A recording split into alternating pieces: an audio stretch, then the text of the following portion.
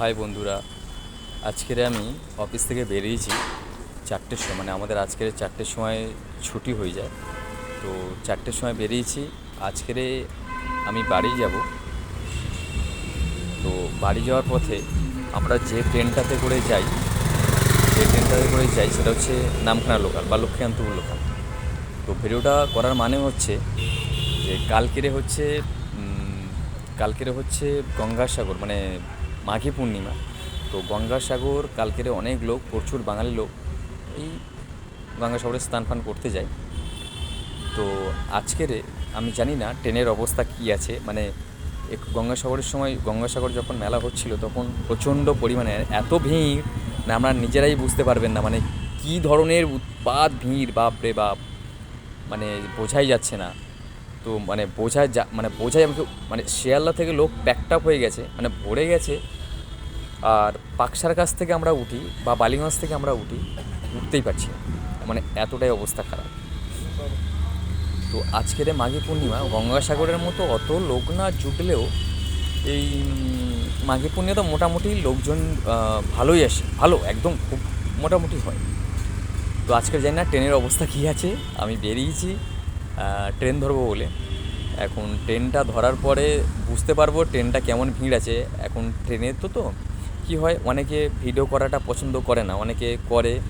তো যদি করতে পারি করব, না হলে ভিডিওটা আমি এখানেই শেষ করতে চাইবো।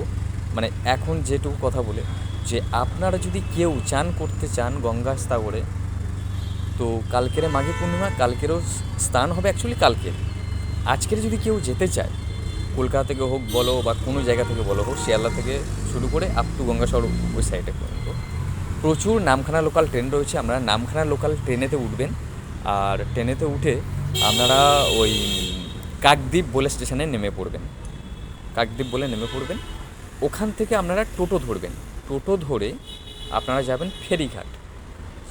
ফেরিঘাটে গিয়ে ওখান থেকে আপনারা ফেরিঘাট পেরিয়ে কচুবেড়িয়া বলে একটা জায়গা আছে, ওখানেই আপনারা দেখতে পাবেন, ওখানে লেখা আছে, মানে ঘাটের সামনে লেখা আছে।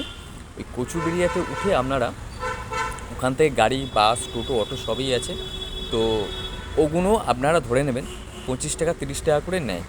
তো ওখানে নিলে, ওখান থেকে গাড়ি ধরলে তোমরা মোটামুটি গঙ্গাসাগরে পৌঁছে যাবে 20 থেকে 25 মিনিটের মধ্যে। ভিড়টা তো একটু হবেই।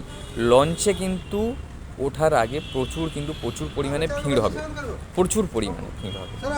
মানে ভিড় বলতে কি, লাইন মানে অনেকটা, প্রায় ধরে নাও 2 কিলোমিটার। তুমি এখন হয়তো গেলে 2 কিলোমিটার পরে হয়তো তোমার লাইন পড়েছে। তো 2 কিলোমিটার লাইন পড়া মানে অনেকটা লম্বা লাইন দিতে হবে তোমাকে। তো সেই হিসাবে তোমাকে একটু মানে সাবধানতা অবলম্বন করে যেতে হবে, এই হচ্ছে ব্যাপার। কালকের মাঘী পূর্ণিমা যদি কেউ স্নান করতে চায়, যেতে চায়, তাদের জন্য এই ভিডিওটা রইল। আমি কালকের গঙ্গাসাগরতে যেতে পারবো না, তো আমি একটু সমস্যার মধ্যে আছি, সেই জন্য যেতে পারবো না।